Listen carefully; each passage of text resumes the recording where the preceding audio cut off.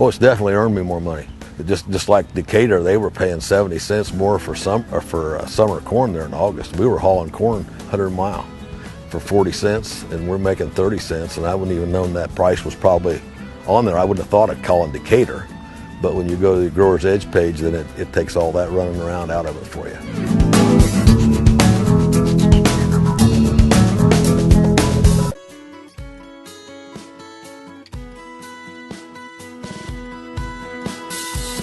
Good afternoon, welcome to GrainTV. My name is Cody Bills. Today is June 30th. We had the acreage report. We also had quarterly grain stocks, and both of those reports drove the market higher here today. Let's turn over to the Grain Hedge trading platform and see where we closed off the day. Keep in mind, guys, that this is a platform that you can have at your home.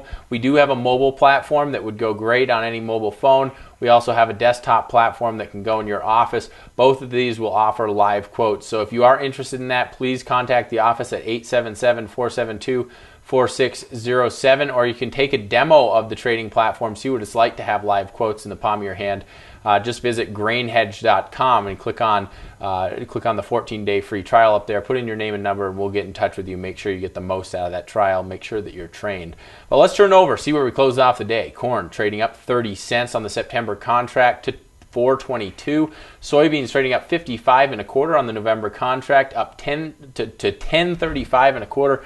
And wheat in Chicago trading up 33 and a quarter cents to 6.16 and three quarters. Let's take a look at the charts here. As we move higher, one thing I want to note is all of these grains, corn, soybeans, and wheats, all seem to close off near the highs of the day. To me, this is a vote of confidence. This is strength.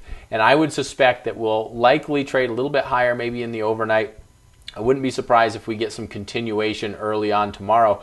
But do keep in mind, the movement that we saw today puts us up near some resistance levels that we haven't seen really since December for soybeans in particular. Take a look at the soybean chart. This is a daily chart. Each one of these bars represents 1 day worth of price activity. And we haven't been up in these price levels really since the very beginning of the year. It's good to be back here. Now it's 10.45 to 10.50 is the resistance level, even up to 10.60. You'll notice that was an area that acted as very strong resistance between October of last year and really the very beginning of the year in January. So that is a strong resistance level. I would suspect that if we do continue trading higher here in the earlier part of the day, that we will probably respect those price levels. I'm not necessarily saying we're going to hit that and go lower, but it could pause us, and I wouldn't even be surprised if we hit that level and trade off the highs if we do get continuation earlier on in the day. So that's just something to keep in mind. Of course, those are my opinions.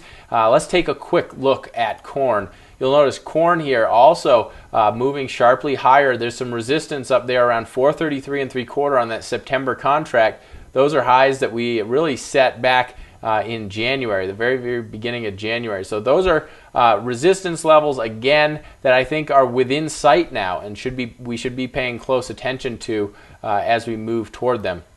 And of course, September wheat also moving higher on the day. Resistance of 660. This is a December 18th. You'll notice that big doji up there back on December 18th. We ended up closing off near 660. The following day, we kind of gapped lower, and we really never turned around. We never were able to regain our footing. I think with that gap up there, that will likely offer some resistance. I think that probability increases with that being a gap. So those are the areas I think producers should be paying attention to. Keep in mind that we've been trading sharply higher here for multiple days in a row, and oftentimes this sort of trajectory is very difficult to sustain. So if we do get up near those resistance levels, I think that there might be an opportunity for prices to pause a little bit, maybe pull back, and then we'll have to see how the weather pans out, because so far it looks as though we're going to continue to get wet weather in the eastern part of the grain belt, where crop conditions continue to get revised lower.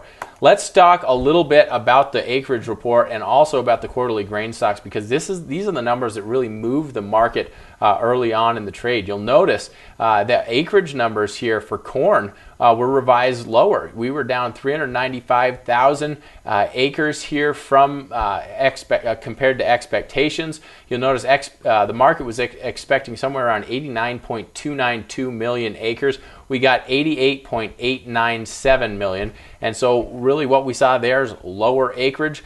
We also saw as a pretty significant decline in acreage forecast here from the March 31st report, and that provided some bullish buying there for corn.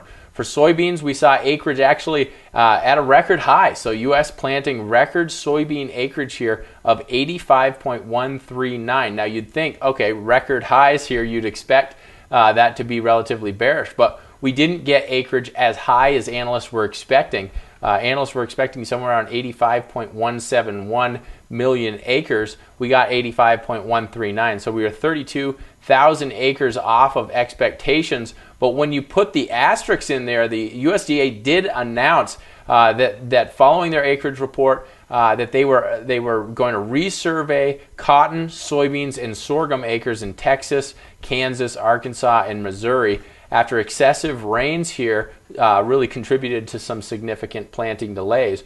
On Monday, we saw that soybeans were 94% complete. We're really at the end of the planting season, so it's going to be interesting to see whether or not we'll get any more acres in the ground. The results of those surveys will be announced on August 12th in the crop production report in August. So that little announcement following the release of soybean acreage a little bit less than what analysts were expecting, I think what that does, it causes suspicion really, and you combine that with lower quarterly grain stocks that we saw, and you have a pretty bullish scenario in terms of moving the market higher.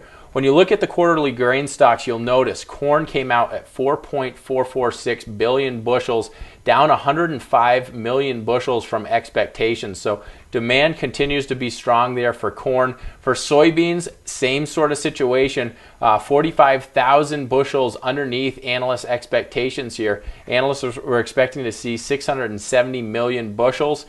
We saw 625 million bushels. So both of those, corn and soybeans quarterly stocks, really show strong usage and shows strong old crop demand. That also helped throw some buyers into the ring. For wheat, it just wasn't the case. We saw quarterly grain stocks of 752 million bushels. That was 35,000 bushels higher than the 718 the analysts were expecting. Keep in mind, there's a couple things I want producers to keep in mind, is that quarterly grain stocks show on-farm and off-farm storage. And one thing you'll notice is that corn stocks in all positions on June 1st, 2015 totaled to 4.45 billion bushels. Now that's up 15% from June. Of that, 2.28 billion bushels are stored on farms. That's up 22% from a year earlier. The off-farm storage is really up only 9%, I believe. So either way, what you're seeing here is on-farm storage is up a higher percentage than off-farm. That means there's more grain out there in producers' bins that's going to need to come onto the market. So that is the same sort of situation for soybeans. There's a higher percentage year over year of on-farm storage compared to off-farm storage. And so what that means is that there's going to be likely to be more grain coming onto the market later on this marketing year, and that's something to pay attention to. It may not necessarily play a very big role immediately, but when you look toward August and September, when producers are sweeping out those bins, we may see that impact basis, we may see that impact prices going forward, so just keep that in mind. Other than that, guys, we did have a few other headlines that came out this morning. We did see that the China Ag Minister plans to cut corn acreage in 2016.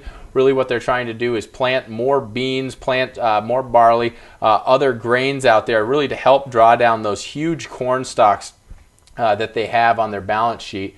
And also they're trying to balance out their growing, trying to make it a little bit more sustainable and address the situation of soil deterioration in their crops.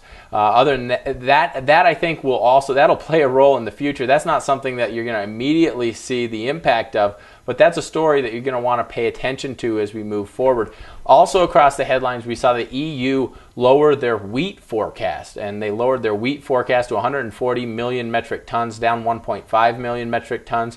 They lowered barley down to 58.1 million metric tons. That's down 1.4. And of course, corn, they did not revise that lower. It actually was added 0.3 million metric tons to the forecast, up to 68.4.